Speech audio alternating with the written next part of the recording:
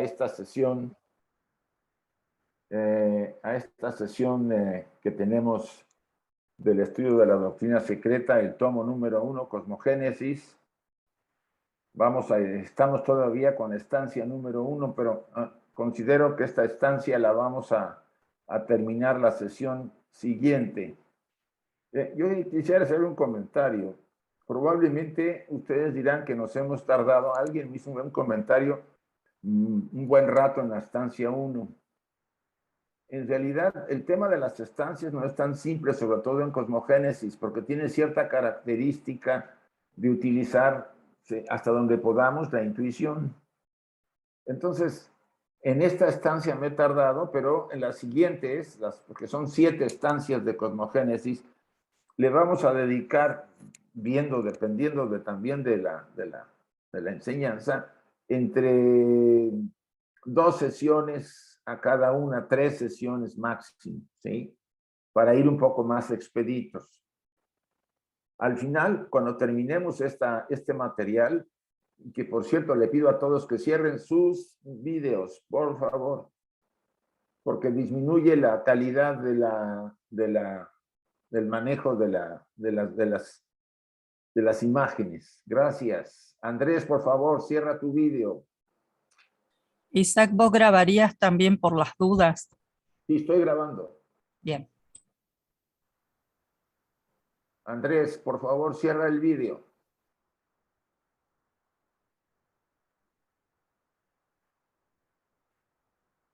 Entonces,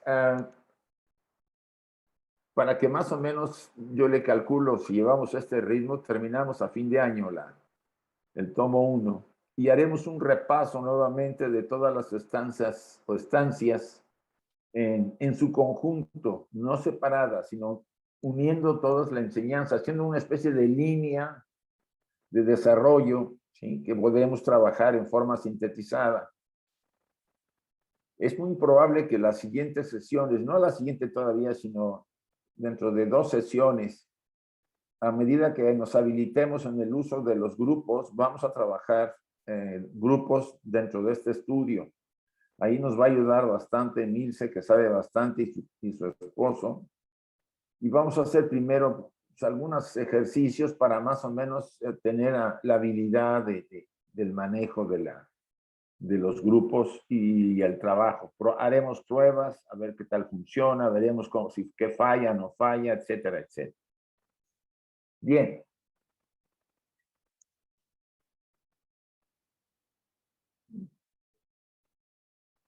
Voy a pedirles a todos que hagamos nuestra dedicación. Les voy a pedir a todos, por favor, que repitamos cada uno para sí mismo, en lo personal, esta bella dedicación del trabajo que haremos el día de hoy. Está dedicado a todos los seres sencientes que necesitan despertar y darse cuenta de esa ignorancia que todos tenemos en cierto grado y darnos cuenta de nuestra posición y papel, no solo en nuestro mundo, sino en este universo. Oh tú, sol dorado del esplendor más excelente, ilumina nuestros corazones y llena nuestras mentes. Así que nosotros, reconociendo nuestra unidad con la divinidad, que es el corazón del universo, podamos ver el camino a nuestros pies y llevar nuestros corazones y nuestras mentes a esos distantes objetivos de perfección, estimulados por tu propia luz radiante. Así sea.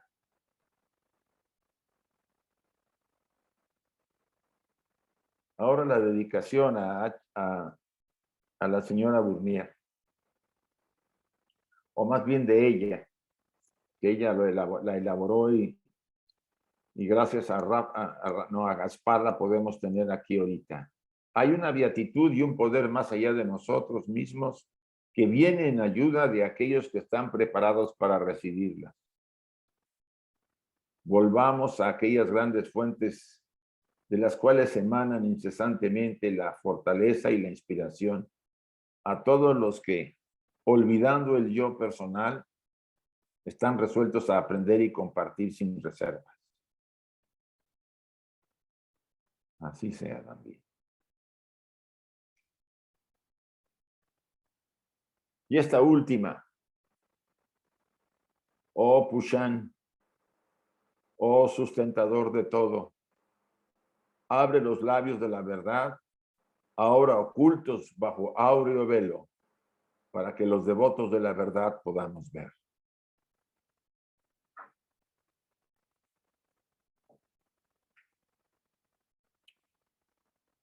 Bien, aquí está la dirección de las actividades virtuales del STE. Para los que quieran consultar alguna información de las actividades que se hacen en la sección española, pueden mandar el mensaje y solicitar ahí a los programas, etcétera, etcétera.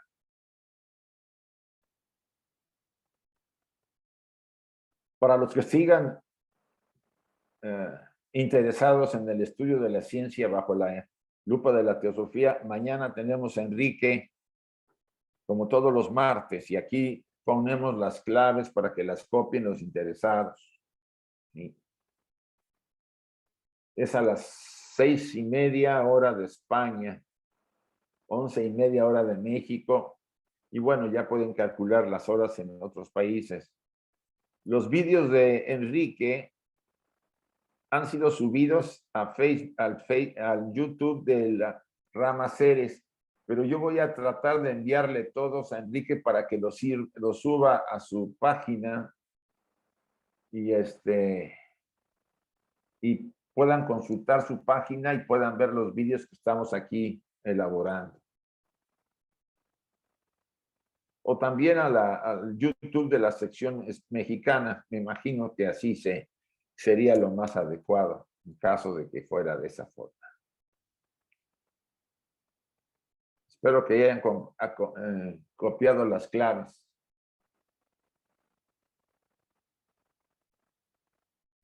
Eso es para el próximo domingo. ¿Se acuerdan que teníamos una invitación abierta para el próximo domingo? El monográfico famoso del bien y del mal. Este tema viene desde cuando estudiábamos antropogénesis. Es bastante interesante que lo abordemos por muchos, vamos a decir, ideas confusas, prejuicios, que producen temores, inseguridades, etcétera, de las personas. El uso no la amenaza, pero sí el uso de asustar a la gente con el tema de los demonios, etcétera, etcétera, pues ha generado en todos los seres humanos un problema complicado. Entonces lo vamos a abordar. Recuerden que es muy importante analizar lo siguiente. Nosotros, Enrique y yo, somos estudiantes de teosofía. Tenemos nuestra versión de las cosas. No quiere decir que sea la última, no damos cátedra, compartimos como estudiantes nuestras investigaciones. Ustedes deciden si aceptan o no esta versión. Normalmente, casi toda esta versión está basada en la tradición oculta, en el legado teosófico. Evitamos hasta donde es posible desviarnos, y cuando hacemos un comentario personal lo decimos, esta es mi opinión, y damos la versión.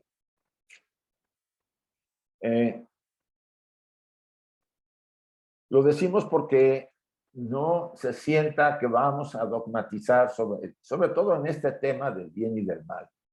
Hay varias versiones de cómo se fue generando el concepto actual en el que tenemos en la sociedad de estos elementos del bien y de la luz y la oscuridad, que para el uso que se hace en la tradición oculta tiene que ver mucho la mente, el uso que hace, ¿no?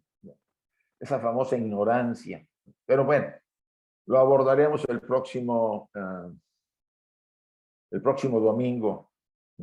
Le dedicaremos por lo menos 2 horas al trabajo, probablemente con media hora de preguntas, y después continuaremos será yo le calculo de 6 a 8 de la noche, de hora de España. Están todos invitados, pueden distribuir el cartel o avisen yo estoy subiendo el cartel al Facebook que yo tengo, pero lo mandamos también por WhatsApp y ustedes traten de reenviarlo a todos los que puedan interesarles el tema. Bueno.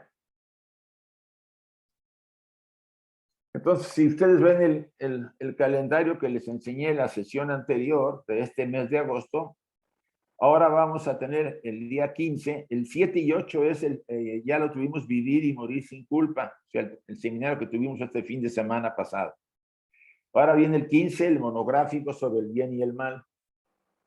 El día 22 tenemos a la joya suprema del discernimiento con Rafa, ¿sí? Nos los va a presentar. Y para el día 29, la sección española tiene una escuela de verano bastante interesante. Hay conferencistas muy buenos, entre ellos Martin Liederman, Pablo Sender, etcétera. Entonces, ese día, ahí están las claves para los que quieran entrar a la escuela de verano española. No tenemos conferencia, porque yo aparte tengo otra actividad con los hermanos de Argentina. Entonces, pero realmente el programa de conferencias ocupa todo el día, todo el domingo, entonces ustedes pueden entrar y asistir ahí, ¿no? Yo cuando pueda también entraré para escuchar un poco, pero estoy viendo con mi Zoom otro programa en el que estoy ahí ayudando a que se difunda también. Bueno, esto era un anuncio necesario para que más o menos se ubiquen en este mes. Bien, vamos a retomar el tema. Nos habíamos quedado en el punto 3 de la mente universal no existía, pues no había seres celestiales para contemplarla, para manifestarla. Recuerden que se necesitan medios para que algo se pueda manifestar. Por ejemplo, nosotros tenemos una emisión de la radio, de alguna estación de radio, pero para captar esa estación de radio necesitamos un reproductor, ¿no?, en nuestra casa. Antes eran muy grandes, ¿no? Ahora son muy pequeños. Lo mismo sucede con el aparato que ustedes tienen ahí enfrente con su ordenador o computadora. Es un receptor de una emisión. O sea, por medio de una emisión que le llamamos Wi-Fi, se puede captar el sistema Zoom y con él lo estamos usando para tener esta sesión. Entonces, los receptores, los medios que se captan, ahí pues lo ponemos como analogía y que serían en este caso los AGI, esos seres primordiales, los 7 primordiales que surgieron en el momento del universo fenomenal, que emanaron de Mahat, la mente, vamos a llamarlo así. Mente es un nombre dado a la totalidad de los estados de conciencia, comprendidos en las denominaciones de pensamiento, voluntad y sentimiento. En el concepto que maneja HPB aquí en la doctrina oculta, cuando habla de mente está incluyendo el pensamiento, la voluntad y el sentimiento. ¿Ah? No solamente la función de pensamientos que entran a nuestra pantalla mental, ¿no? Si ustedes meditan y han tenido algún momento capacidad de tener la mente sin pensamientos, una especie de pantalla en blanco, cuando se logra la estabilidad de la meditación, ustedes pueden estar así sin ningún problema y no entran los pensamientos para nada. O sea, desde ese punto de vista, la pantalla mental es como cuando van al cine. Ustedes ven una pantalla en el cine donde se va a proyectar las imágenes de la película. Una cosa es la pantalla, que es el medio para que la película se pueda reproducir. Si no hubiera pantalla blanca, la película no se reproduciría bien. Aquí también podemos hablar de que los AGI son la pantalla blanca, y para que ellos puedan reproducir a la mente universal.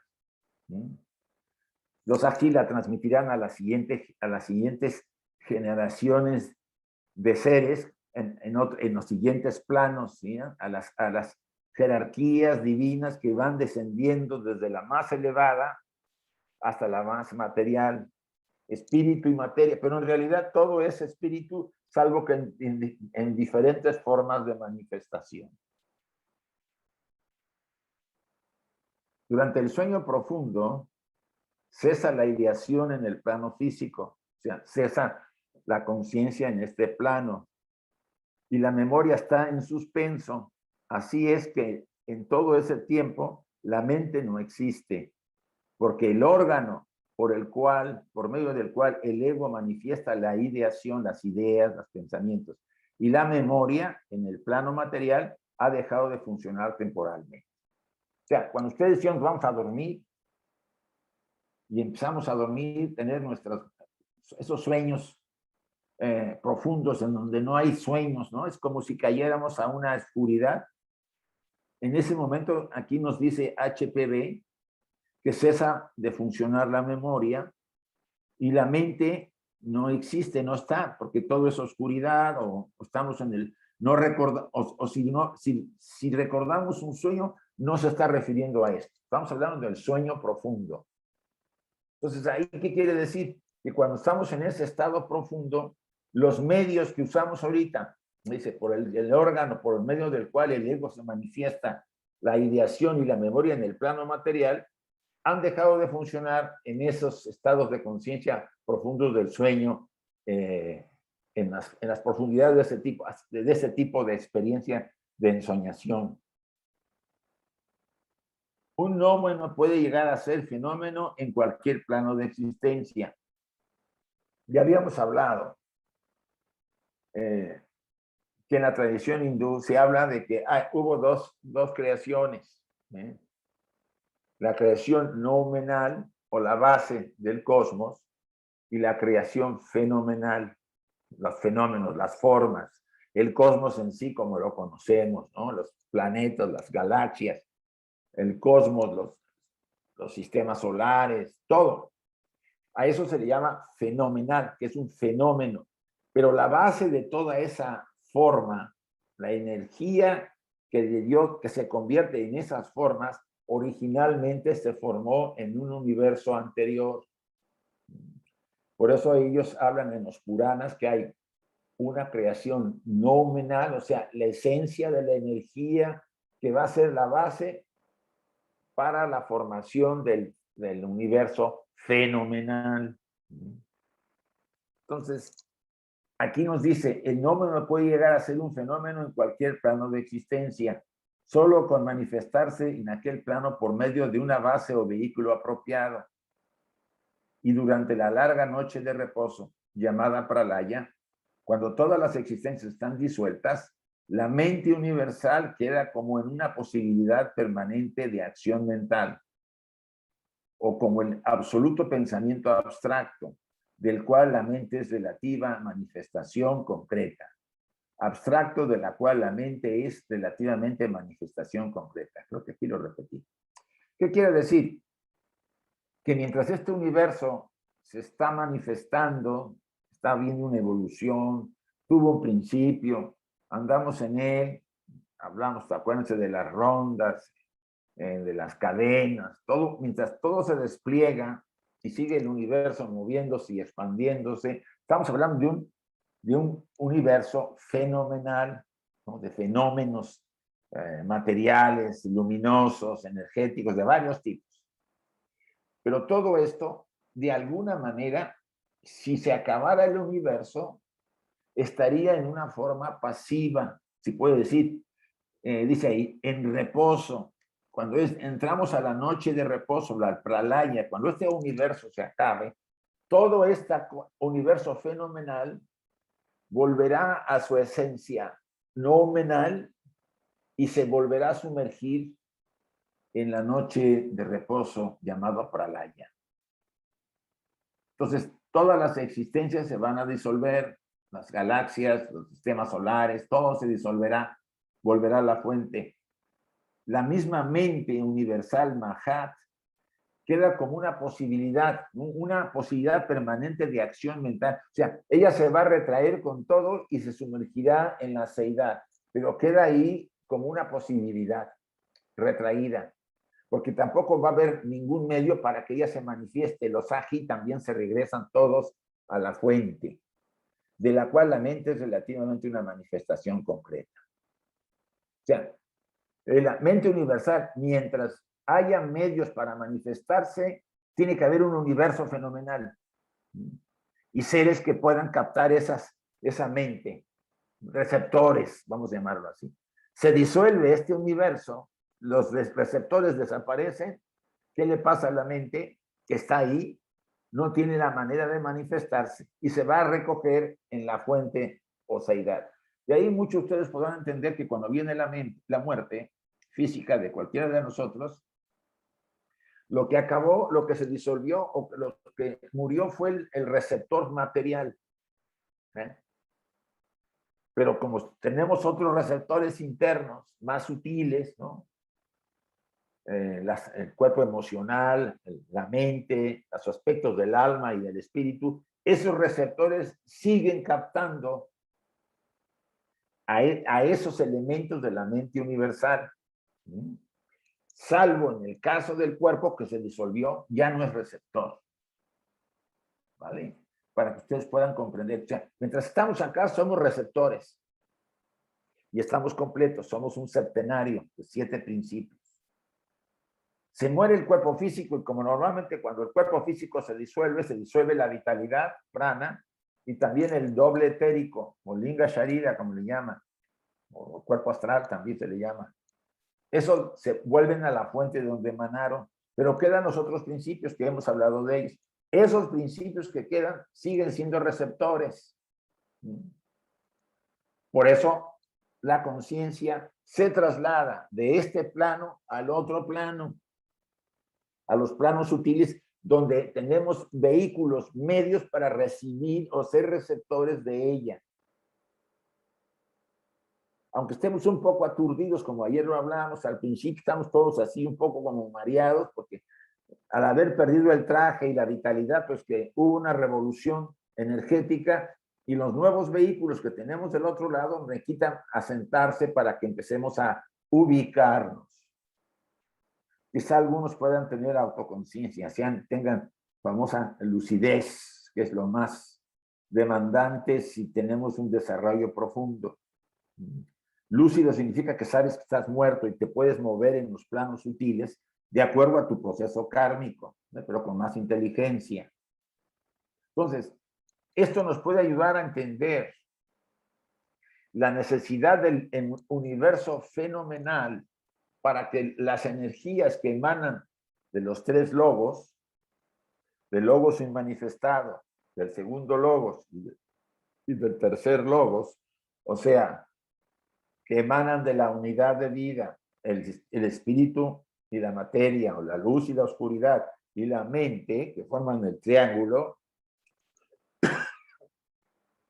no tienen manifestación real hasta que haya un receptor, como somos desde las jerarquías más elevadas hasta los seres humanos. Ese elemento es muy importante. ¿Sí? Es muy importante. No lo podemos dejar fuera. Considérenlo, reflexionen. Dice, los aji, de los que estamos hablando, o bien shohans, como se les llaman, jerarquías superiores muy, muy elevadas, las más elevadas, son las huestes colectivas de seres espirituales, las huestes angélicas del cristianismo, los Elohims y mensajeros de los judíos, los cuales son el vehículo para la manifestación del pensamiento y de la voluntad divina o universal. Volvemos a reflexionar. O sea, ustedes ven aquí en el diagrama arriba ven un círculo de luz, de energía. Esa es vamos a decir, el pensamiento universal, la voluntad universal. Pero para que eso se manifieste necesita un medio, un vehículo, ¿sí? Un vehículo que pueda recibir eso y lo manifieste en los planos pues, materiales, astrales, mentales, etcétera, etcétera. Y en cada plano varía la manifestación porque el vehículo que utilizamos es diferente. Entonces, vuelvo a repetir, los Agi, que así les denomina la tradición oculta, o Bian-Chohans, son las huestes colectivas de seres espirituales, las huestes angélicas del cristianismo, los Elohims y mensajeros de los judíos, los cuales son el vehículo para la manifestación del pensamiento y de la voluntad divina o universal. Ustedes y yo somos un vehículo de manifestación del cosmos. Todos tenemos en pequeño, somos el microcosmos del macro. Somos el medio que reproducimos todo el universo, pero en nosotros. Ahora, como no están despiertos los vehículos internos en el sentido de ese potencial que tenemos, solamente estamos conscientes en este plano y creemos que lo único que existe son lo que registran nuestros 5 sentidos, o 7, como quieran, ¿sí? O sea, ustedes y yo pensamos que solamente lo que vemos, lo que saboreamos, lo que olemos es lo único real. Estamos limitados al plano físico. Si despertamos las demás habilidades de los demás vehículos, seremos conscientes de que hay planos sutiles. Después de la muerte se tiene conciencia de eso.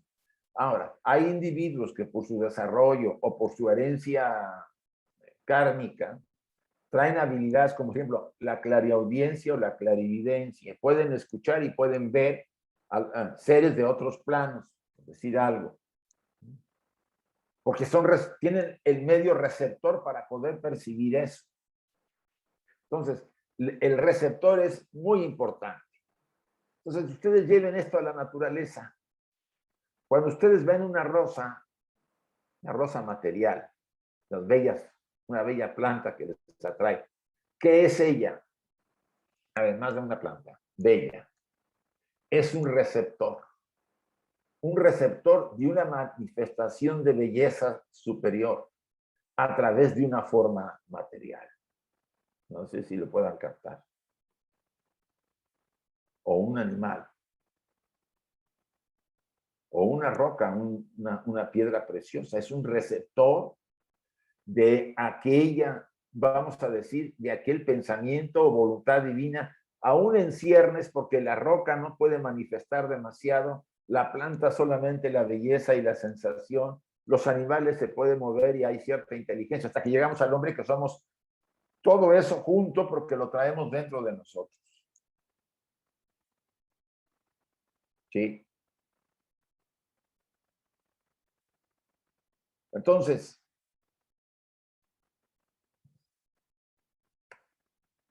son las fuerzas inteligentes, estas jerarquías, que dan y establecen en la naturaleza las leyes, ¿no? Al paso que ellos mismos obran conforme a leyes que les han sido impuestas de modo análogo por poderes todavía más elevados. Bueno, eso tendría que verse, pero bueno. Mas no son personificaciones de los poderes de la naturaleza como erróneamente se ha creído. O sea, esas fuerzas inteligentes que establecen las leyes de la naturaleza, a su vez están sometidos a jerarquías mucho más elevadas que están influyendo en ellas para llevar a cabo ese trabajo. Recuerden que hay jerarquías más cerca de la materialidad y otras más elevadas. Las que están más cerca de este plano, el plano material, pueden llevar a cabo funciones más cercanas a la materia que otras que son mucho más etéricas, incluso unas no tienen ni siquiera vehículos, son arrupa, ¿no? Vuelvo a leer este pasaje. Dice, son las fuerzas inteligentes que dan y establecen en la naturaleza las leyes. Ellas en cada plano de manifestación y como función de que tienen desde los agi o las primeras jerarquías, vamos a decir, son los receptores de las leyes, como la ley kármica, ¿no? En la segunda oleada, en el segundo plano están los señores del karma, sobre todo del karma personal. Son un montón de jerarquías, pero hay 4 que representan a esos conceptos. Después vienen los manasaputras, la jerarquía que tienen una mente. Todos ellos van desarrollando, a medida que se van descendiendo del espíritu hacia la materia, cada vez son más receptores de los más sutiles a los más densos, hasta que vamos llegando, pasando por otras jerarquías, inmensa cantidad de seres, hasta que llegamos al ser humano. Y del ser humano, pues todavía se descuelga la naturaleza, los animales, las plantas, las rocas, y otras formas que ni siquiera percibimos. O sea, si ustedes ven, hay una escala inmensa de la manifestación de esos poderes de la naturaleza en todos los aspectos, hablando como poderes de la naturaleza a la vida una que se manifiesta en todo el cosmos. El cosmos es un receptor de la vida una y se manifiesta a través de él como un vehículo el cosmos. Estos conceptos es importante que lo pudiéramos entender, porque ¿a qué consecuencias nos lleva? Si esa vida una se manifiesta a través del cosmos en diferentes formas, según los vehículos, ¿qué quiere decir? Que toda la humanidad es que nuestra hermana, porque son solamente medios, aunque variados en su forma de ser y su sexo y sus ideologías, en la esencia es la misma en todos.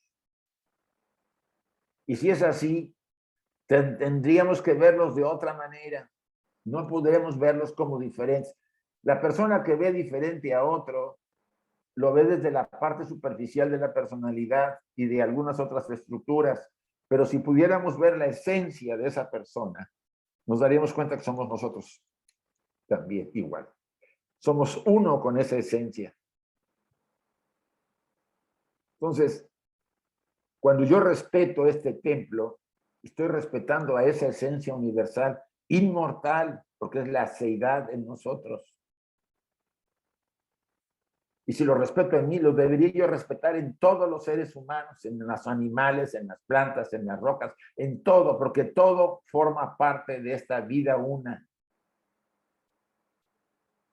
Y no andaríamos haciendo las tonterías de contaminar y destruir el entorno, ni herir ni violentar a los demás hermanos que nos rodean, aunque fueran de diferente color y diferente ideología. Son los objetivos declarados de la sociedad teosófica.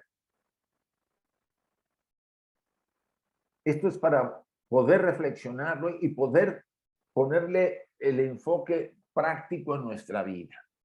Una más y lo abrimos por algún comentario. Dice, esta jerarquía de seres espirituales, por cuyo medio la mente universal se pone en acción, ya lo habíamos hablado, la jerarquía son los receptores de la mente universal, se asemeja a un ejército, una hueste en verdad, merced de al cual se manifiesta el poder militar de una nación. Está poniendo aquí una analogía HPV. Y que se componen de cuerpos de ejército, divisiones, brigadas, regimientos. O sea, se van componiendo este ejército de jerarquías divinas en diferentes grados, según diferentes desarrollos. Cada una de las cuyas unidades tienen su individualidad o vida separada y su libertad de acción y sus responsabilidades limitadas, estando cada una contenida en una individualidad superior, a la cual sus intereses propios se hallan subordinados, a la vez que contiene en sí misma individualidades inferiores. Esto ya nos lleva a entrar al estudio de las jerarquías de una manera más intensa. Aquí yo creo que aquí esboza HPV y no tenemos tiempo para entrar a este estudio, pero nos habla de que las jerarquías van descendiendo en cascada, ¿no? Desde las más elevadas, los que están cerca de la fuente de la vida una, del tercer logos, o de las tres logos, hasta llegar a nosotros y seguir descendiendo. Pero quédense con la idea de que todos son medios de manifestación, receptores de esa mente universal, de esa voluntad divina, de esa energía eterna que en todos nosotros está. En la enseñanza teosófica le llamamos Atma. Es la seidad de nosotros, si quieren verlo así, de alguna manera. Bien, voy a abrirlo por si hay algún comentario.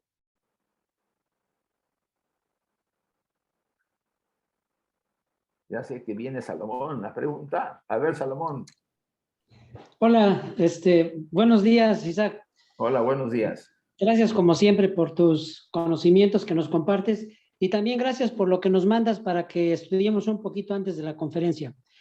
Oye, Isaac, mira, tengo una duda acerca de el nómeno. Sabemos, como nos has dicho y tú dices la doctrina secreta, es la base del fenómeno, es lo que en realidad forma al fenómeno.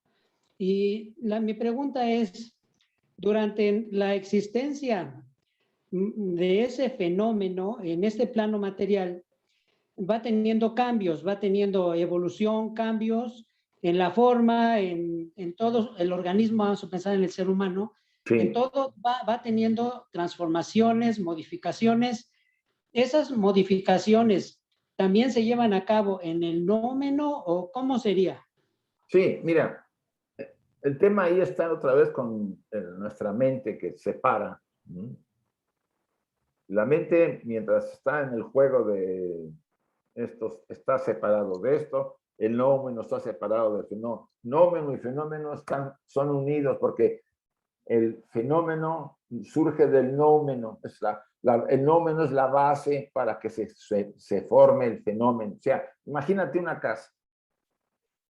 El fenómeno es la casa.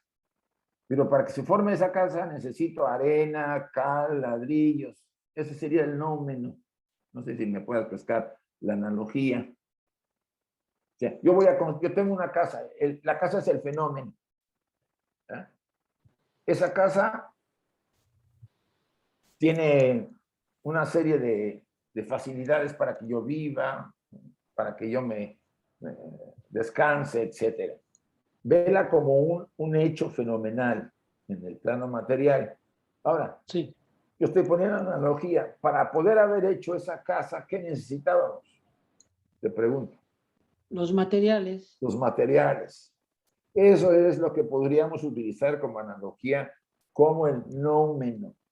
Aunque no sea muy exacta la analogía, te puede hacer entender un poco que lo nominal es necesario para que lo fenomenal se forme, ¿sí? Ok. Vale, gracias. Gracias. Salvador. A ver, Gilberto, por favor. Sí, gracias, Isaac. Buenos días, muchas gracias. Sí, cuando se dice que la mente universal no existía por no haber ají que la contuviera, y se pone la analogía o la comparación con la radio, a mí me confunde un poco, puesto que yo puedo tener transmisión aunque no haya recepción. Puedo tener una señal transmitida y nadie tener el radio prendido, Sí. o igual que una persona puede estar hablando como fuente y nadie puede estar oyendo. Sí. En este caso, la mente universal, la razón para no existir no sería porque nadie la contuviera. Puede haber otra razón, esa es mi pregunta. O sea, el hecho de que nadie la contuviera es una cuestión entre manifestación y existencia. Aunque algo no se manifieste, puede existir, es lo que yo creo. No, sí, en este caso así lo dice la doctrina oculta. Se manifiesta la mente universal, pero si no hay receptores, queda como una posibilidad potencial. Cuando surgen los receptores, que son los 7 primordiales, entonces ya se manifiesta a través de ellos. No sé si esto lo captes así. Pero ella está, porque cuando el universo se recoja, ella volverá y quedará como potencial, dice un pasaje anterior, ¿sí? En la fuente. Correcto. Y cuando entonces no se podría decir que la mente universal no existía. No, pero la terminología que usa Blavatsky en forma poética, en el sentido de que no se manifestaba, yo diría más. La mente universal, si ustedes te fijas en el pasaje, sobre todo en los primeros, mira, a ver. La mente universal no existía, pues no había ají, seres celestiales para contenerla. Muy probablemente en este universo fenomenal, ¿no? Pero en el nominal era potencialmente, aunque no había receptores, a eso me refiero. Lo que querría decir en todo caso es que la mente universal no se manifestaba. Sí, no significa que no existía. Yo creo que es el formato que utiliza HPV porque lo hace muy poético. Entonces, quizá para dar énfasis a que no estaba activa en nuestro universo fenomenal. Okay. No sé si puedes verlo así. Sí, está bien. Gracias. A ti. Bueno, como no hay más preguntas, vuelvo otra vez a que sigamos nuestro estudio. No, Isaac, yo le quiero preguntar algo. Sí. Por ejemplo, esa mente universal, ¿podría estar en el punto Alaya?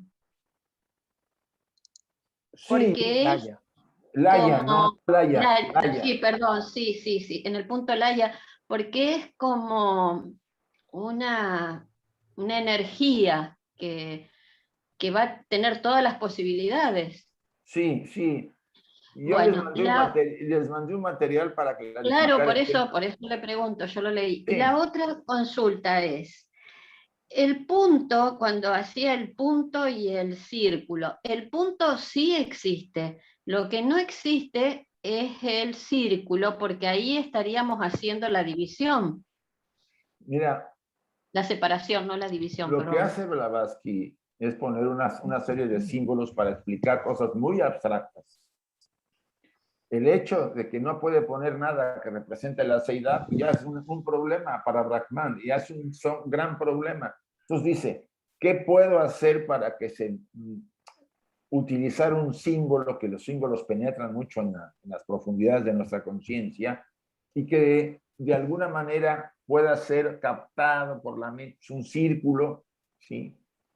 Que es Mula Prakriti, la materia noumenal, que es una forma de la seidad, pero es mi opinión. Aquí yo hago un comentario personal, con una vibración más densa que aquella fuente, porque aquella fuente dice, irradió a Mula Prakriti. Ahora, de Mula Prakriti surge el primer logos o el punto, como tú dices. Es el primer logos manifestado, que es su hijo. Pero a la vez va a ser el padre o la pareja de la materia, o sea, de Mula Prakriti, para generar el segundo y el tercer logos. No sé si esta simbología muy Sí, gracias. interesante. No, pero sí, ahí lo cerré. Gracias. A ti, hasta luego. Bueno, cierro otra vez. Bien.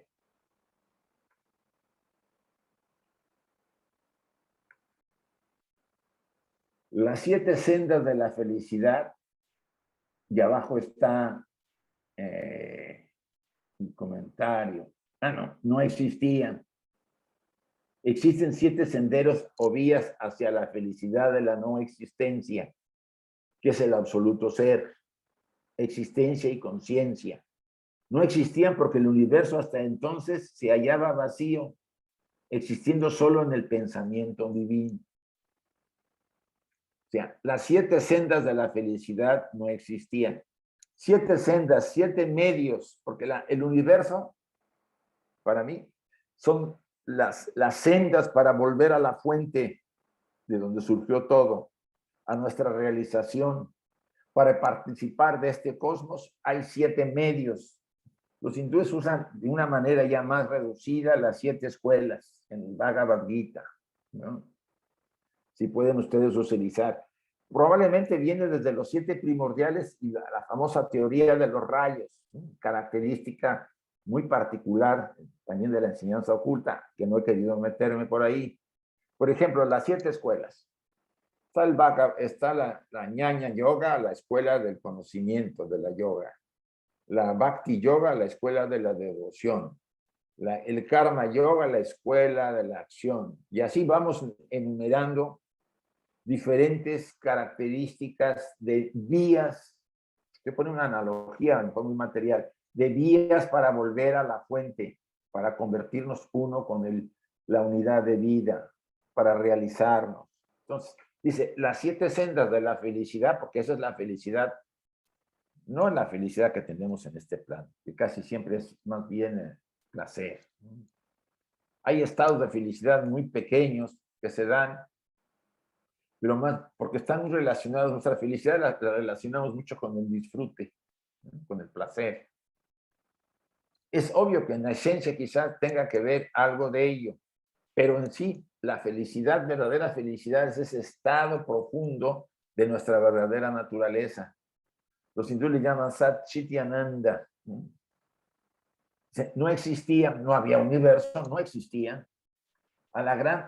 Las grandes causas de la desdicha no existían, porque no había nadie que las produjese y fuese aprendido por ellas. O sea, no había ni felicidad ni desdicha, porque no había medios, como dice ahí, no había nadie que las produjese, ni las de felicidad ni las de desdicha, ni tampoco las tomaran, las aprendieran, ¿sí? O fueran receptores de ellas. Es lo que tiene la mente universal, toda esa sabiduría que vienen de universos anteriores y que estaban ahí potencialmente esperando los receptores para transmitirse a través desde los más elevados receptores hasta llegando a los seres humanos. Más o menos podemos llamarlo así.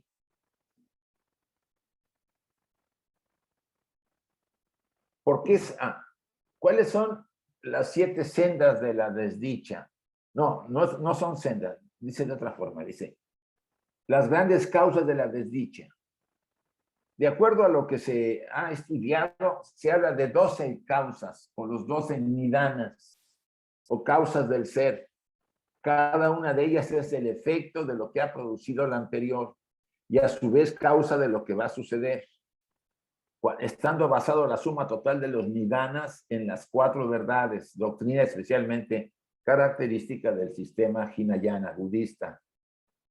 Y abajo ahí está el comentario de la 161. Dice, Nidana y Maya, los 12 nidanas en tibetano, Tembrel Chungni, son las causas principales de la existencia, efectos engendrados por un encadenamiento de causas producidas. Ustedes y yo somos producto de esas causas. Y si ven ustedes la rueda de la vida, esas causas están aquí alrededor. ¿Sí? Son 12 causas. Y creo que hice un diagrama para que se entendiera más. ¿Cuáles son las 12 causas? La primera, bueno, pueden tomarla como quieran. La ignorancia. Después las formaciones kármicas. La conciencia. La mente y la materia. Los 6 sentidos básicos. Estamos hablando de la formación del individuo. Los 6 sentidos básicos. El contacto, los sentidos del contacto. Las emociones. Los deseos. Los apegos. El llegar a ser. El nacimiento y nuevamente el decaimiento con las lamentaciones, la vejez, la muerte, y nuevamente entramos a este ciclo de los 12 nidanas. Este círculo es lo que dice la tradición, la HPB, que nos mantienen retenidos porque cada uno genera el siguiente como consecuencias kármicas, porque esto es lo que podríamos llamar el encadenamiento kármico, que nos mantiene en este plano y volvemos constantemente a renacer, constantemente, porque los actos que generamos puede ser que sean menos ignorantes, pero a veces no, los que estamos viviendo nos producimos actos ignorantes, ¿no? Porque no supimos cómo hacerlo bien. Pero lo que viene del pasado puede estar influyendo y estamos encadenados a volver a la rueda de la vida constantemente hasta que decidamos en alguna encarnación salir de ella. Y esta línea es interesante, ¿no? Si quieren partir del nacimiento, o más bien la vejez, de la vejez viene la ignorancia. O sea, nacimiento y vejez van juntas, ¿no? La ignorancia básica en todos. Las formaciones kármicas que traemos, la conciencia, la materia y la mente, ¿no? Empezamos ahí a hacer la base de los 6 sentidos, el contacto con estos planos materiales. Esto está mucho más explicado, pero lo quise sacar para explicarlo mejor. las emociones, los deseos, los apegos, el llegar a ser nacimiento y muerte. Estamos encadenados. Entonces, si ustedes lo analizan en la famosa rueda de la vida, que aquí conocen a muchos, es la orilla, este círculo que está en la orilla, todas las imágenes tratan de cada uno de las 12 nidanas. Dentro están los 6 mundos, el de los infiernos, el de los petras, el de los animales, el de los humanos, el de los semidioses y dioses, ¿sí? Son los planos sutiles, si quieren verlo así, de acuerdo a la visión budista tibetana. Y por supuesto, aquí está la divinidad que nos mantiene encadenados por los deseos, etcétera, etcétera. En medio están las tres venenos, ¿no? Creo que una es el apego y otra es el rechazo y la otra es, creo que la ignorancia, me parece. Bien.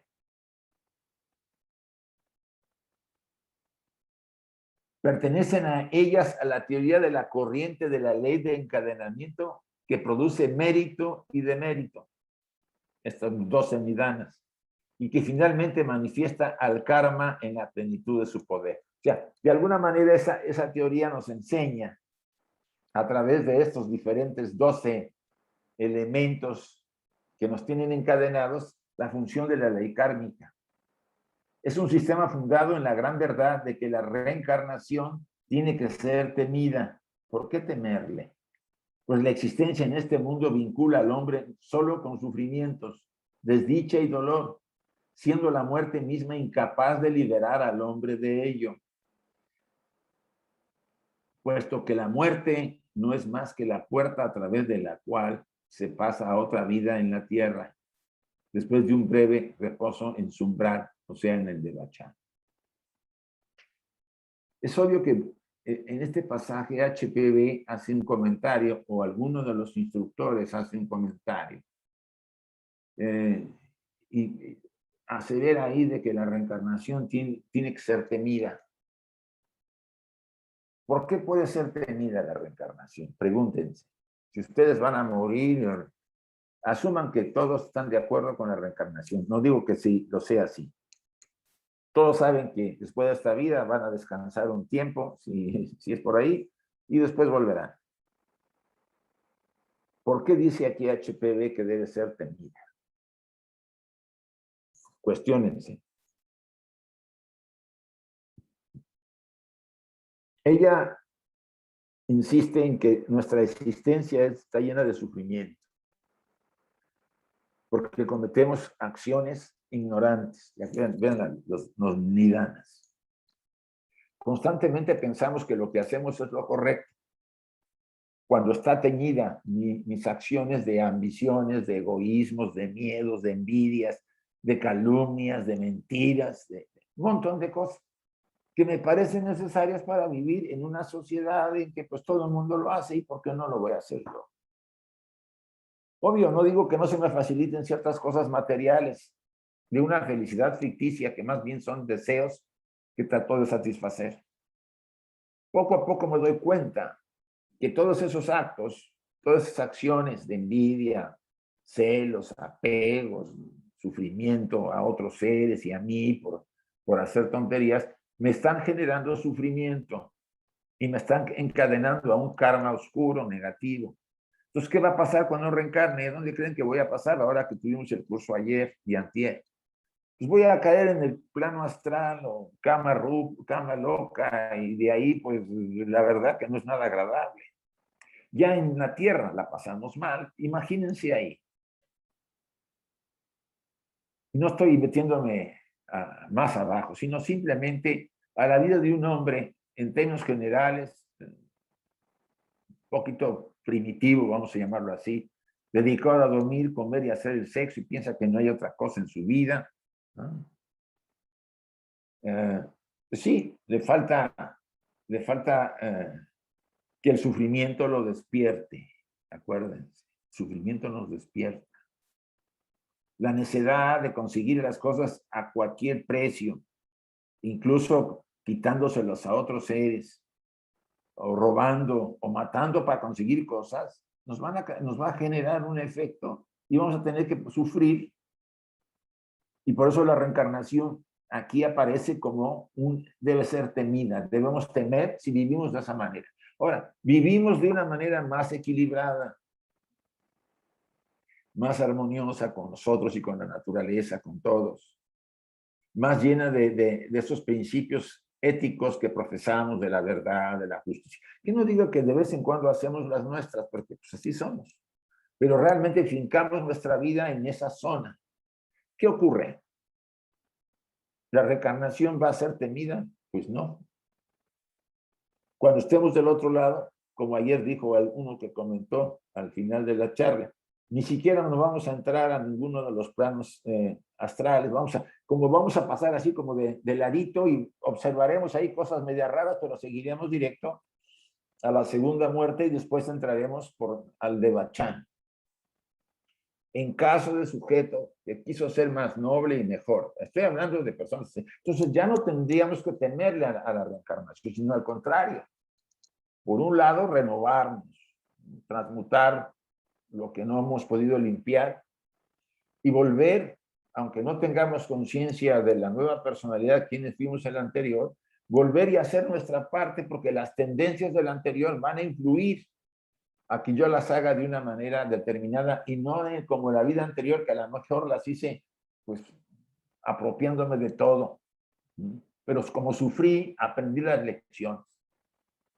Este punto es muy, muy, muy importante y no lo debemos dejar de considerar. Por eso aquí puede decir uno, ¿cómo que la reencarnación debe temerse? Pues seguimos leyendo, dice, pues la existencia en este mundo vincula al hombre solo con sufrimiento. Sí, si somos ignorantes, vamos a sufrir y vamos a llevarnos el sufrimiento a los planos sutiles cuando venga la muerte, se los aseguro. Ahí hay mucho espacio para correr, ya verán.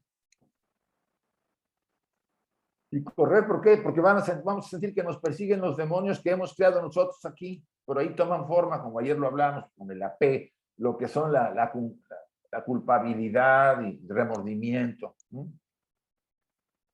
Desdicha y dolor, siendo la muerte misma incapaz de libertar al hombre de ello. La muerte no nos va a poder libertar de ello. Vamos a pasar esa experiencia dolorosa. Vamos a después entrar así a trompiquetes al Devachan, porque pues hicimos también cosas positivas, pero muy poco, y estaremos un periodo de tiempo que más o menos sentiremos, pero muy poco tiempo, y volveremos a encarnar. Estoy hablando de acuerdo a la tradición oculta. ¿Qué va a pasar? Pues a lo mejor se limpió algo en el Camelot, en el plano astral o purgatorio, como quieran llamar.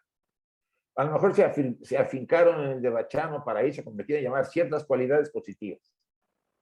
Pero como no se disolvió todo en el Camelot o mundo astral o plano, el plano astral o el Hades, como le quieran llamar, regreso en la nueva encarnación y traigo los escandas, o sea, las tendencias del anterior que no resolvió todo, porque la muerte lo alcanzó por lo que fuera, más las cualidades que también cultivó. Entonces entro con una nueva personalidad ahora. No me acuerdo, de vez en cuando hay alguna cosa, pero la mayor parte del tiempo no soy muy consciente.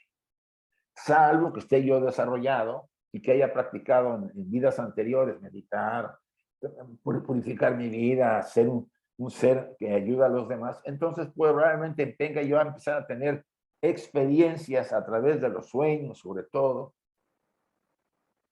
de lo que fui en el pasado. Esto es válido y deberíamos analizar.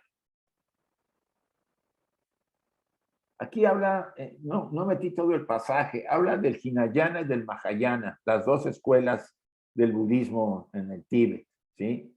Hinayana es el pequeño vehículo y el Mahayana es el gran vehículo.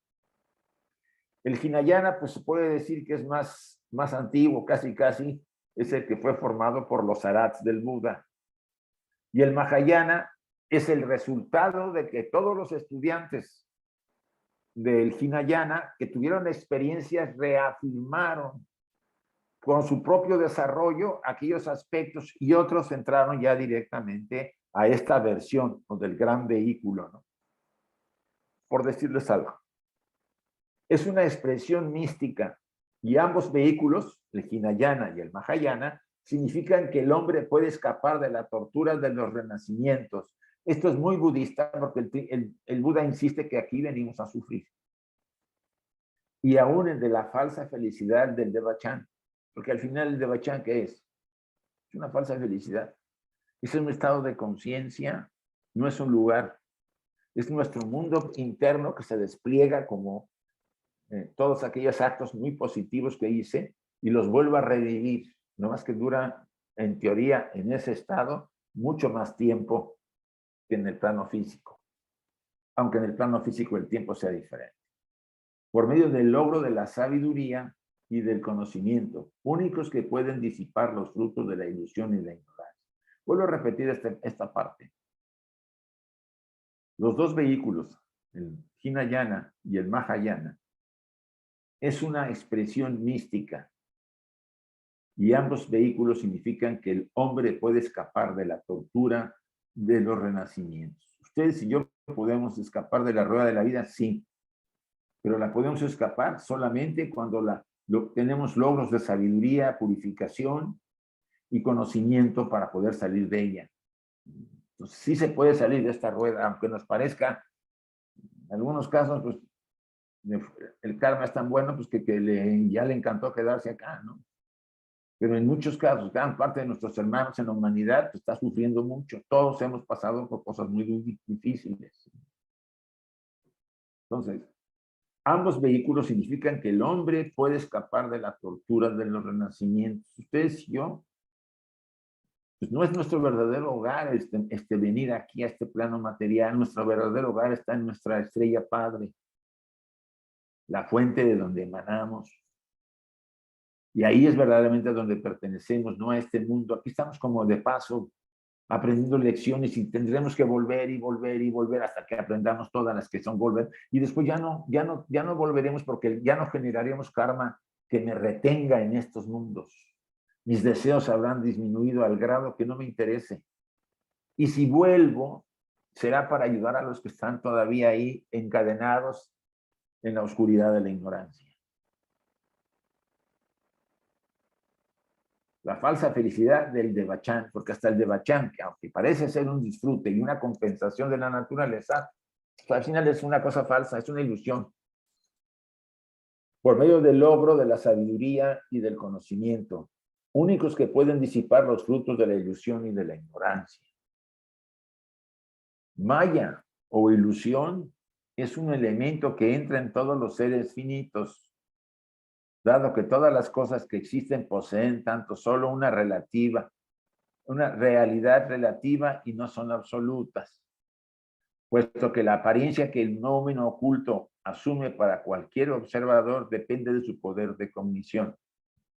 Esto es interesante, esa declaración, porque todos estamos inmersos en Maya, en la Matrix, no sé si ustedes pueden verlo así. Hay fenómenos que le damos mucha importancia, ¿no? Por ejemplo, estar a la moda, vestir constantemente, y si tengo recursos, pues estar constantemente comprándome ropa y lucirla. Yo no digo que sea bueno o malo, estoy hablando de que es una realidad relativa al sujeto que la vive así, comprándose relojes de oro, si puede. Otro, pues le da por las carreras de autos, y ese es su mundo, su realidad. Es su realidad, pero es relativa, porque no es absoluta. Todo tiene un principio y un fin. Lo relativo empieza y termina. Lo absoluto es. Nunca terminará. Y es un reflejo de la esencia. Ustedes hagan una comparación entre el principio de la verdad y compárenlo. Profesar la verdad, vivir en la verdad, comparado con una acción en el mundo fenomenal de tener mucha riqueza y estar ávidamente consiguiendo. ¿Qué es real? ¿Qué es lo más real? ¿Y qué es lo menos, entre comillas, real o más esencial, más nominal? La verdad es una característica de la esencia divina, del ser que habita en nosotros. El hecho de acumular es temporal, es un fenómeno, es maya, una ilusión, que creo que me va a dar un disfrute. Es para hacer una comparación y ustedes se den cuenta. Vean el pasaje que dice: puesto que la apariencia que el nómeno oculto asume, o sea, el nómeno del acumular poder y dinero, para cualquier observador, pues sí, el dinero, dice alguien, ¿no? El dinero no lo es todo, pero resuelve muchos problemas. Alguien me estaba diciendo una vez eso. Yo no le quito al dinero su valor. El tema está en que fincamos a través de la riqueza o del poder toda nuestra vida y nos damos cuenta y nos desilusionamos mucho cuando llegamos a eso.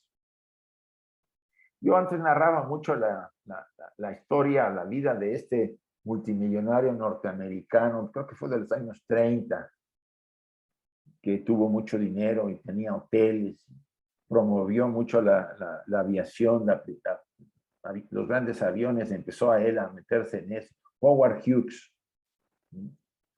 tenía empresas de filmación, o sea, hacía películas, estaba metido en todo, era un individuo muy rico. Tenía mucha influencia en el gobierno norteamericano en su época y en el mundo era muy conocido. Estamos hablando porque de los años 20 y de años 30 o 40 por ahí. Un hombre que le dedicó mucho a acumular y a tener, y eso le dio poder, influencia en la sociedad. ¿Saben cómo murió? En un hotel, de sus hoteles que él tenía en Miami, en el último piso, lo encontraron las fuerzas especiales que lo fueron a rescatar, prisionero de una secta, amarrado en un catre, con las uñas inmensas y el cabello que le llegaba a las rodillas. Así acabamos algunos.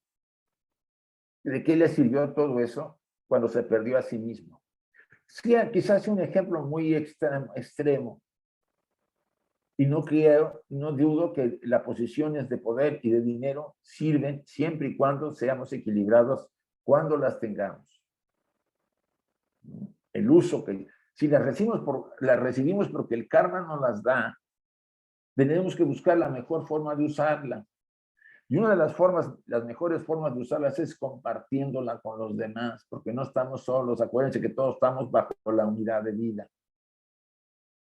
Entonces, a pesar de que estemos en la Matrix, a pesar de que todo sea una realidad relativa, cuando terminemos nuestro paso por estos planos, tendremos una sensación profunda de una felicidad que jamás vamos a conseguir si nos entregamos a la visión, vamos a decir, ilusoria de la maya de este mundo. Se puede decir que cada plano es menos ilusorio que el más bajo, pero más que el superior, y así hasta llegar a la fuente, en términos generales. Y aquí vuelve a insistir HPB, dice, nada es permanente más que la existencia única, acuérdense, la seidad, o para Brahman, como se le llama, o aquello, o lo absoluto, todos estos términos tratan de explicar algo que es y que no necesita calificativos, ni color, ni forma, ni nada, es. De ahí emanó este universo, absoluta y oculta, que contiene en sí misma los nómenos de todas las realidades. Las existencias pertenecientes a cada plano del ser, hasta los más elevados Dhyan Shohans o a jerarquías divinas, son relativamente de la naturaleza de las sombras proyectadas por una linterna mágica sobre un lienzo blanco, la mente universal. Hasta las más elevadas jerarquías, las más espirituales que ustedes puedan concebir, que están en los primeros planos del universo fenomenal de manifestación, hasta ellas son que relativas de la naturaleza de las sombras proyectadas por una linterna mágica sobre un lienzo blanco. Imagínense a la linterna mágica, la linterna como la seidad, y proyecta sobre un lienzo blanco unas sombras. Esas sombras, una linterna mágica que tiene figuras, si quieren verlo así, esas sombras que vemos en la pantalla desde las más elevadas jerarquías hasta el ser humano, es lo que somos. Presencias temporales necesarias para que este universo evolucione, para que nosotros, como parte, como uno con esa seidad, evolucionemos y adquiramos autoconciencia. Esa es la base y el equilibrio. Opinión personal. De ahí ustedes pueden partir a lo que quieran, pero es la esencia. Estamos acá, como dice la tercera proposición fundamental, para desarrollar la autoconciencia en los mundos finitos, en los universos finitos, e ir ascendiendo desde el mineral, vegetal, animal, humano, superhumano, angélico, jerárquico en cualquiera de las divinidades, y volver a la fuente. Hicimos todo ese viaje de involución y después de evolución para regresar a la fuente, pero regresamos con autoconciencia, la misma que tiene la fuente de donde hemos emanado. Y no termina ahí el viaje. Cuando vuelva a surgir el universo, volveremos a ya no entrar así, ya entraremos de otra manera porque cumplimos un desarrollo muy increíble en un universo anterior. Ahora quizá entremos en otros niveles para ayudar a otras jerarquías. Los Manasaputras vienen de otro universo. Desarrollaron el fuego de la mente. Los Anishvatas. ¿Y qué pasa ahora? Pues entran a este cosmos, específicamente al sistema solar, la jerarquía de los Anishvatas, y vienen específicamente para despertarnos la mente y en algunos casos entrar en nosotros, porque ellos deberían cumplir esta parte de su proceso evolutivo o kármico. O sea, todos estamos compartiendo un programa inmenso que a pesar de ser tan maravilloso y tener tantas cosas, es una ilusión, como dice aquí al final, sombras proyectadas por una linterna mágica sobre un lienzo blanco. Entonces usted se da cuenta que esta declaración tiene que ver mucho con el Sutra del Diamante,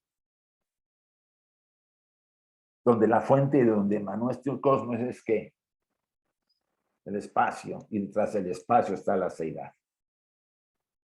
Bien. Voy a abrir para preguntas y comentarios y para que ya vayamos viendo el término de nuestro estudio. Déjenme abrir.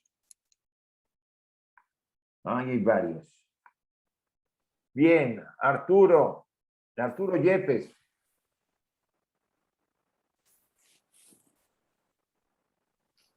Sí, gracias, Isaac.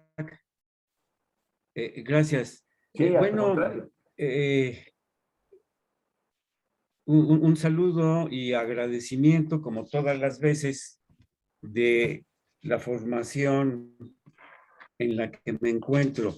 Hace ratito nos decías que en el sueño profundo cesa la ideación y la memoria queda en suspenso, o sea, deja de funcionar temporalmente. La mente sí, y estoy aludiendo al término tiempo. Luego me asomé qué quiere decir suspenso, memoria en suspenso, y parece que suspenso es como un momento confuso, donde no se sabe bien qué hacer o qué decir, dice el diccionario. Yo me quedo con una pregunta que quizá ya hice en el pasado, pero déjame decirte que cada vez que te escucho, como que le encuentro más forma, más sentido. Mi pregunta es, allá en Devachan hay pensamiento, sentimiento, noción del tiempo o idea de que voy a regresar a una nueva vida en la tierra, o nada más estoy en suspenso. Mira, de acuerdo a la enseñanza, el Devachan es un estado de plenitud completa, vamos a decir, de una felicidad que tú no cuestionas. El tiempo no es como acá, no hay futuro ni pasado, es un eterno presente que se está desarrollando imágenes tras imágenes o experiencias tras experiencias, porque no hay conciencia del tiempo, que es el conjunto de imágenes que van pasando en la pantalla, por lo menos lo que dice la literatura de las cartas de los Mahatmas. Disfrute, sí la hay, tiene que haber ahí, porque tú vas a recordar momentos en que fuiste muy feliz, o vas a recuperar a seres que amaste mucho y vas a estar con ellos, disfrutando con ellos. Y eso también es válido desde el punto de vista en el Devachan. Ahora, si nosotros analizamos nuestras descripciones que hacemos de la mente y de las emociones, tendemos casi siempre a separarlas. Pero la realidad es que están unidas profundamente a ciertos niveles. Entonces, la experiencia de un pensamiento en el Devachan está acompañada con su correlacionaria emoción que lo generó, porque ahí solamente son pensamientos de disfrute, de alegría, de felicidad plena. Y así pueden pasar para el devachanero, como dice Puruker, siglos de disfrute, que se va agotando poco a poco esa energía que ustedes y yo sembramos aquí en este plano, y de repente empiezan a entrar imágenes producidas por el karma que tengo todavía pendiente, imágenes del recuerdo de la vida anterior y donde andaba. O sea, empiezo a anhelar volver simbólicamente. Y ese es el final, eso es el símbolo final de mi estancia en el Devachan. Hay seres que pasan, por lo que se está en la enseñanza, pues algunos siglos, otros pues pueden estar hasta 1000 años, equivalente allá, no acá. Que el tiempo es diferente. Aquí el tiempo es menor. O sea, poner un ejemplo, ya puse el ejemplo de los sueños, ¿no? Tú te puedes tener un sueño de esos largos que vas a varios lugares, visitas personas, haces cosas, y cuando despiertas, la sensación es que tuviste mucho tiempo y te das cuenta que despiertas y han pasado 5 o 10 minutos. Dices tú, uy, esa es la gran diferencia del tiempo allá que acá. También aprendemos cosas. Vamos a decir, si se confirman o se estabilizan o se consolidan, es la palabra, habilidades que nosotros cultivamos cuando estábamos vivos, ahí se consolidan como habilidades para la siguiente encarnación. Yo siempre he dicho que confío en que la siguiente pueda yo hablar los idiomas que no puedo hablar ahora, porque a mí me cuesta mucho trabajar, aprender un idioma. O sea, me esfuerzo mucho, porque muy probable que en el pasado pues no me interesó mucho hablaba quizá un idioma muy bien, pero no me interesaba hablar los otros. No nací con esa habilidad. Hay gente que nomás oye un idioma que no es el suyo y lo empieza a hablar, lo empieza a balbucear, los niños sobre todo. Entonces yo me he propuesto en esta vida aprender idiomas, ¿no? Aprender el alemán, el inglés, con todo y todo lo que he estudiado. Sigo ahí un poco más o menos, y el alemán pues menos. Y yo confío que la siguiente pues yo pueda hablar un poco mejor los idiomas que no he podido hablar en esta. Lo digo como un ejemplo, para que nos demos cuenta de la importancia de ese estado. Entonces, algunos autores, algunos de los Mahatmas habla como una experiencia compensatoria, el Devachan, para aquellas experiencias que pasaste en la tierra que no eran justas. Y entonces empezamos a notar que no todo es perfecto, no. Puede haber fallos en el proyecto de las vidas de cada uno de nosotros, casi siempre por descuido del individuo. Yo siempre pongo el ejemplo de que ahí vamos caminando en una calle y ahí llega hay un choque y explota uno de esos autobuses, camiones de gasolina, y se empiezan ahí a incendiar, y yo voy de mirón, porque así nos toca, paso y veo, y en lugar de irme, me quedo y explota otra vez y me muero. Ahí quizá no debía haber muerto. O sea, no está tan claro que todo lo que sucede estaba escrito en nuestro destino. Ese tipo de situaciones son compensadas en el Devachan, o incluso con una vida un poco mejor que la que teníamos. Porque ahí tú a pesar de que no era el plan, el hecho de morir en ese momento, que a lo mejor eras bastante joven, compensas mucho karma negativo, ¿no? Se reduce ese karma negativo, entonces te da la posibilidad de entrar a otra opción mucho mejor que la que tenías. Estoy hablando y especulando un poco sobre el material del que estuvimos viendo este fin de semana en este seminario. Pero espero que te haya servido la explicación. Gracias. Sí, a ti. Sí, muchas gracias, Isaac. A ti, a ti. A ver, ahorita, Gilberto, déjame a Luz María, después voy contigo. Luz Marina. Gracias, Isaac, y gracias infinitas por este curso. Ahorita que estabas hablando sobre los 7 principios que rigen, digamos, pues, el mundo manifiesto y las 12 causas, estaba pensando si los 7 planetas, igual lo planteaste así en la imagen, en la lámina que pasaste, en la diapositiva.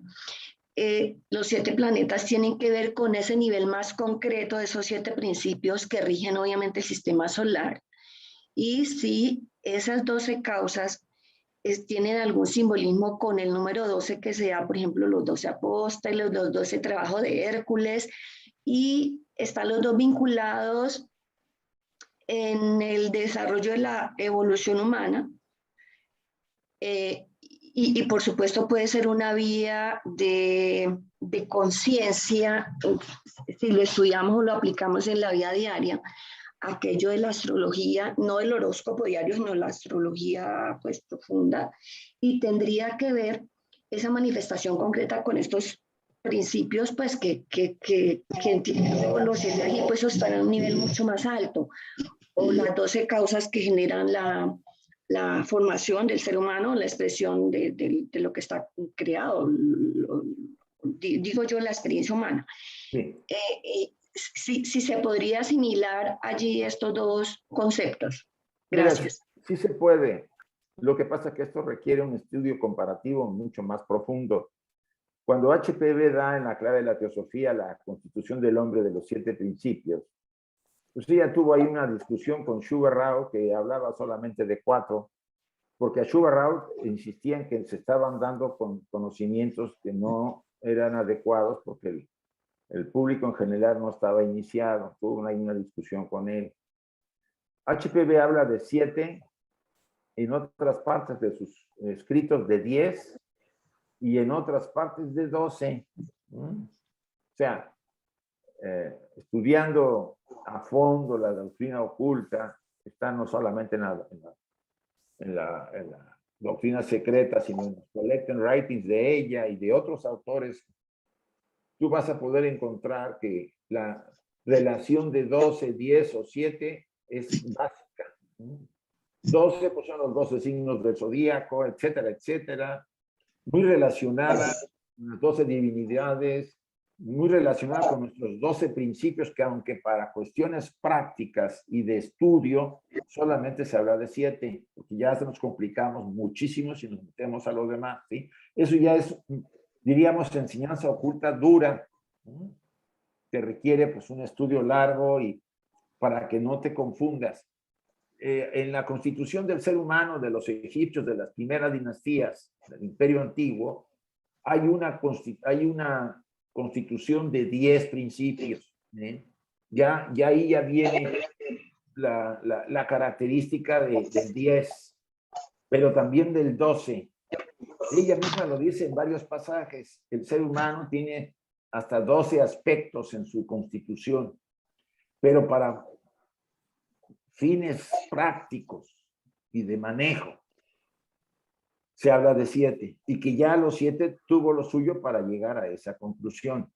De ahí tú puedes hacer relaciones en muchos sentidos, las 7 claves de tónicas de los 7 días de la semana, de las 7 tonos musicales, y ahí va.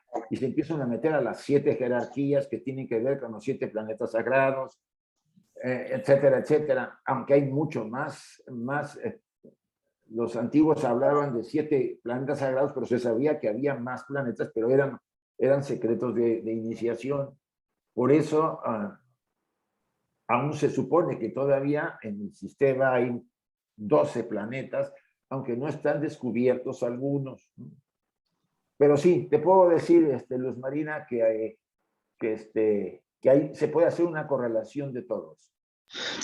Es que me parece pues muy interesante porque, digamos, está ahí y no lo vemos y bueno, en mi caso, ¿no? No estoy muy relacionada con esto de la astrología y los planetas. Uno lo ve como sistema solar, pero como información académica o intelectual, pero no relacionándola con uno. Claro, esto es impactante. Sí. Gracias. A ti, Luz Marina. A ver, Gilberto Flores. Gracias, Isa, pero por el tiempo prefiero que hablen las otras personas que no han hablado. Yo pregunto después. Sí, está aquí Alma Díaz y después sigue Andrés.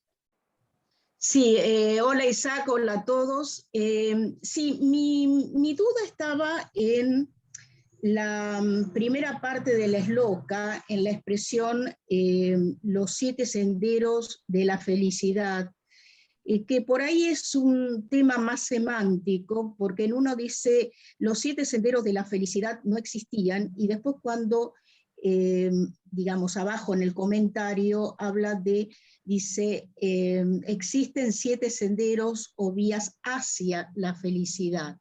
Entonces, depende de cómo se mire por este lado la parte semántica, o de la felicidad o hacia, no sé, me dio cierta duda. Por un lado, yo digo, bueno, si es hacia la felicidad, podría interpretarse como, digamos, vos bien lo dijiste, los siete, digamos, caminos de la yoga, podría ser. Yo puse el ejemplo ese muy simple de la yoga. Sí, yo, digamos, para mí, si lo interpreto así, podría ser en relación con los 7 tipos de mónadas y los 7 sendas de rayo, ¿no es cierto? Que podría ser por ese lado. Pero si yo lo tomo, las 7 sendas de la felicidad no existían, podría ser con respecto al iniciado que ha trascendido esa rueda samsárica y que se encuentra ante él los 7 senderos, ¿no? Es decir, esos es del camino en la tierra, el camino, digamos, magnético, la senda de Sirio, bueno, etcétera. Son los 7 senderos que se abre ante el iniciado. Por eso es que estaba en duda, porque depende de cómo se mire hacia o de la felicidad. No sé, yo no tengo la versión en inglés, no sé si hay diferencia. Mira, pero depende de cómo se mire, podría interpretarse esos 7 senderos de forma distinta, ¿no? Sí, la base de esto es que, mira, primero, HPB escribió mucho en forma poética, si tú lo analizas. O sea, eso de que no existían, pues no existían receptores, como hablamos hace rato de los AGI. No puede haber senderos si no hay receptores que los recorran, o sea, seres, desde las tantas jerarquías hasta nosotros. Ahora, analízalo así, dice, de la no existencia. La mayor parte de las vías que tenemos en el plano material, si no todas, pero muchas de ellas, los senderos que recorremos no nos llegan a la no existencia, nos llevan a una divinidad antropomórfica, ¿sí? Ese no es el sendero en esencia del que está hablando este pasaje. O sea, la no existencia significa la seidad, aquello, lo absoluto. Totalmente. El problema de las tradiciones religiosas cuando se queda a niveles populares es que para ellos el sendero de encontrar esa felicidad que en esta tierra no la vamos a encontrar desde el enfoque que ella habla. Ella habla de esa felicidad de ser uno con el todo. No sé si podamos pescar esa idea. Porque la felicidad que tenemos acá es relativa y está sometida a la ilusión mayábica y además es más bien placer y disfrute. Entonces, no existencia, que es el absoluto ser, existencia y coexistencia y conciencia no existían porque el universo hasta entonces se hallaba vacío. O sea, esa clase de desarrollo que nos lleva al no ser no existía porque no había ni sujetos que la receptaran. Segunda, mientras no hubiera sujetos que la recetaran desde las elevadas jerarquías hasta nosotros o más abajo, no podrían recorrerse. Los budistas tibetanos tienen el Sutra del Diamante, no sé si lo conoces. Sí. El Sutra del Diamante nos habla de que pues, no hay luz, no hay oscuridad, no hay felicidad, no hay tristeza, no hay iluminación, no hay nada. La realidad es que cuando están en ese diálogo con no sé si es Santideva o Avalokitesvara, no recuerdo bien. Dice, el que alcanza esa concepción de la no existencia está en la verdadera realidad. Nosotros ponemos felicidad por ponerle un término, pero nos rebasa ese estado donde no lo podemos calificar. ¿Qué hace Blavatsky para poder bajarlo y traerlo a la obra? Usa la poesía, porque es muy poético esto. ¿Sí? Espero que te haya ayudado.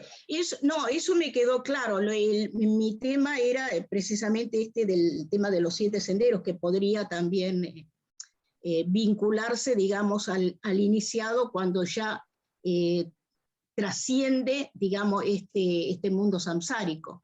Se puede vincular, pero el pasaje yo creo que va más a la no existencia. ¿Sí? Por eso, bueno, son los 7 senderos cósmicos. Podemos llamarle así si quieres. Todo aquel sendero que te lleve a no tener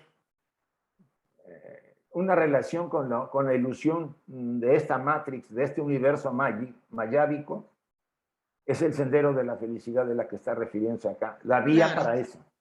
Pero todo aquello que te mantenga, aunque sea muy elevada, al estado de conciencia del sujeto, retenido en alguna forma o en algún estado de conciencia muy elevado, y estás dentro del universo finito, no se refiere a eso, se refiere que hay que trascenderlo.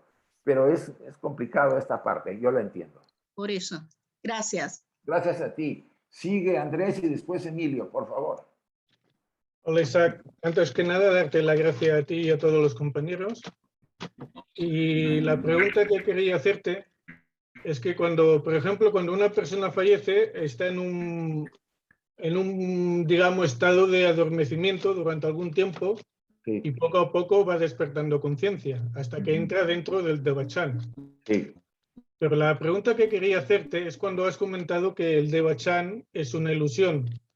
¿Te refieres a que la persona que entra no tiene totalmente la conciencia despierta?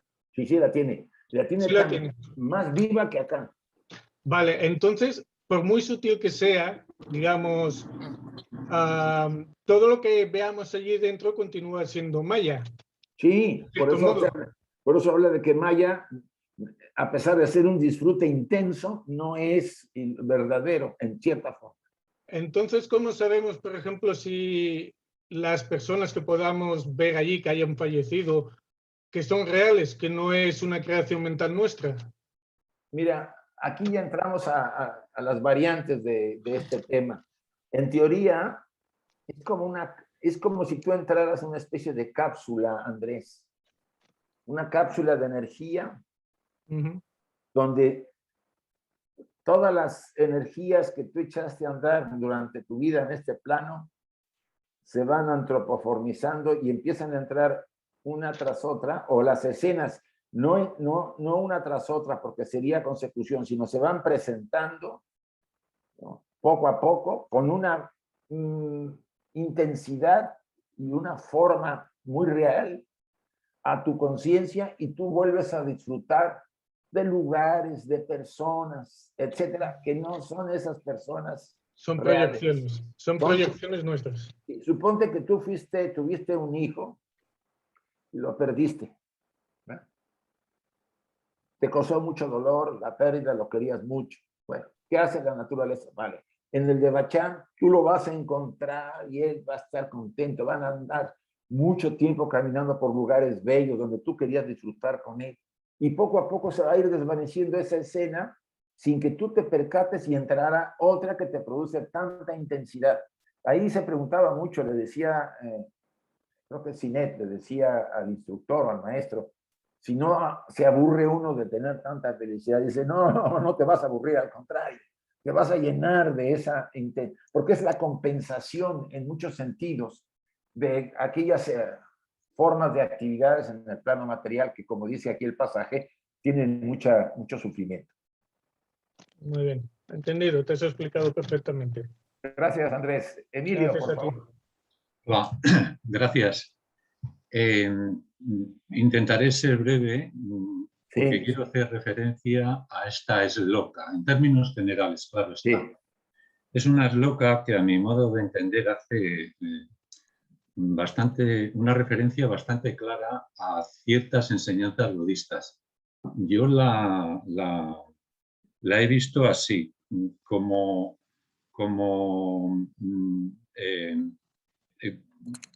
digo, haciendo referencia a ciertas enseñanzas. Por ejemplo, cuando menciona los 7 senderos, claro, no especifica qué tipo de senderos. Por lo tanto, el estudiante, nosotros tenemos que ir un poco a la deducción, ¿verdad? Sí. Y dice que todo esto no existían ni los 7 senderos, ni las nidanas, etcétera. Está diciendo que en ese momento, porque estamos en el principio por decirlo así, de la manifestación, sí. no existía nada de esto, pero sin embargo está haciendo referencia a algo que va a venir a la existencia después. Por lo tanto, aquí hay que hacer una especie de ejercicio mental para combinar todo esto y situarse, ¿no? Sí. Son mis reflexiones, ¿no?, que quiero aportar. Y hace referencia también, claro, entonces estas vías o 7 senderos, pues ya digo, hay que planteárselo un poco como presuponerlo, ¿no? Pueden ser las yogas, las 7 vías de la yoga, como tú mismo, Isaac, has mencionado antes, el Raya Yoga, el Bhakti Yoga, el Karma Yoga, el Jnana Yoga, que es, por cierto, el que se sugiere que del estudiante de la doctrina que estamos estudiando, etcétera. Eso es un presupuesto de los 7 senderos que menciona aquí. Y luego hay otra referencia a la cadena de causación denominada las 12 grandes nidanas. Esto es muy interesante. Es una enseñanza muy interesante que, aunque aquí se menciona muy por encima, está de nuevo, digo, muy relacionada con la enseñanza budista. Es una enseñanza muy importante y básica y fundamental en las enseñanzas del budismo. En la primera de ellas, no voy a detenerme en ello, hace referencia a la ignorancia que posteriormente conduce a las sankaras, y habría que estudiar todo esto, qué significa. En principio, a qué ignorancia se refiere, ¿no? Sí. Y eso había que estudiarlo con detenimiento. ¿Cuáles son las sankaras que luego dan lugar posteriormente a toda la cadena posterior de las 11 causas a la causación de todo lo demás, ¿no? De la vejez, el nacimiento, la muerte y el sufrimiento. Sí. Y para ir concluyendo ya, hace el pasaje que has estado mencionando, Isaac, de la enseñanza, hace referencia ha mencionado las 4 nobles verdades, muy importante también en la enseñanza budista, que según esta enseñanza la enseñanza budista, los budistas se basan en en el entendimiento de las 4 nobles verdades del budismo y el noble octuple sendero. Por lo tanto, hay unas enseñanzas muy básicas y fundamentales en el budismo, y estas son algunas de ellas, y entonces entenderlas es muy importante porque hay una analogía en la enseñanza teosófica que también se basa, como hemos ido estudiando, en el Proemio de la Doctrina Secreta, en los principios fundamentales, en las ideas fundamentales, en los principios fundamentales que hemos ido estudiando. Hay un paralelismo.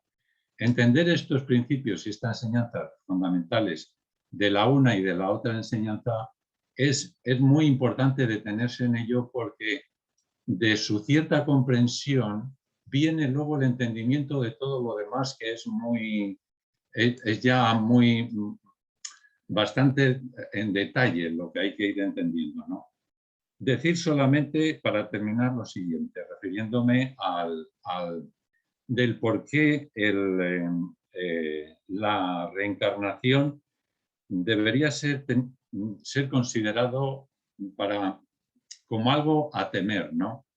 El mismo Buda lo dijo en la primera de las nobles 4 verdades. El nacimiento, la verdad del sufrimiento es la primera de las enseñanzas de las 4 nobles verdades que enseñó el Buda. Y la segunda dice así: el nacimiento conduce al sufrimiento y al dolor. Si reparamos en ello y luego lo desarrollamos como el budismo lo hace, podemos entender por qué esta referencia que hace aquí, el volver a la reencarnación es tan doloroso. La ignorancia es lo que nos impide ver que esto es así.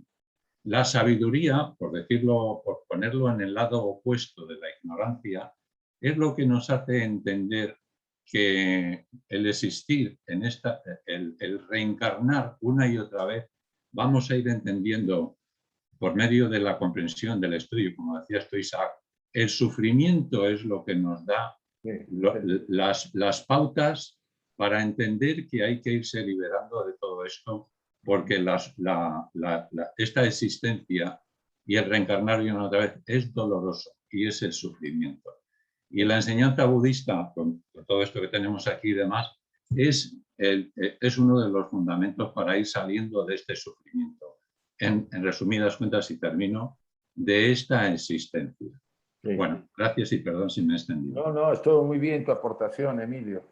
Y sí, en realidad el término con que usa HPB para decir que la reencarnación es de temer, pues tiene su razón de ser.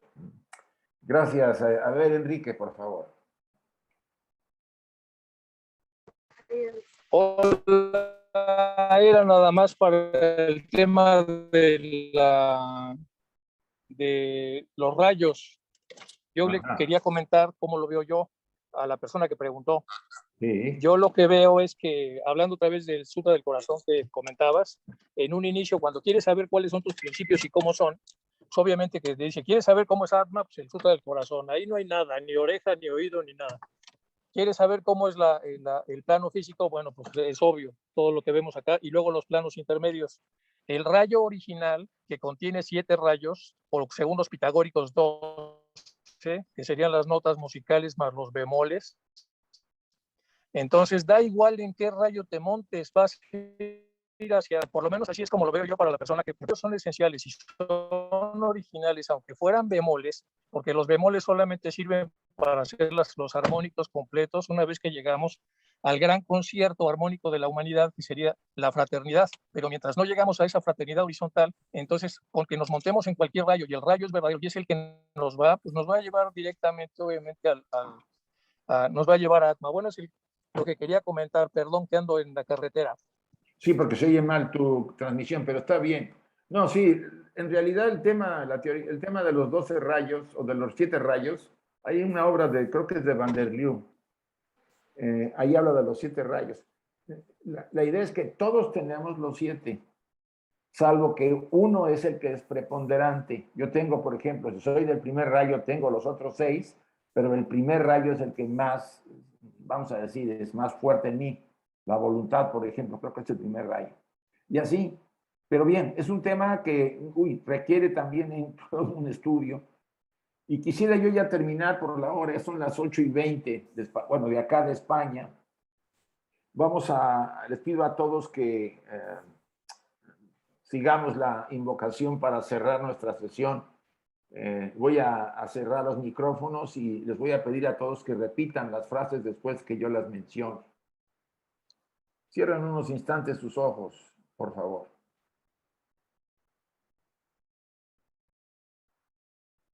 Oh vida oculta que vibras en cada átomo.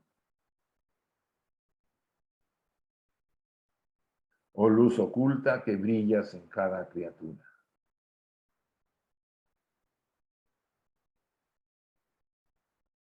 Oh amor oculto que todo lo abarcas en la unidad. Que cada ser que se sienta uno contigo sepa, por lo tanto, que es uno con todos los demás.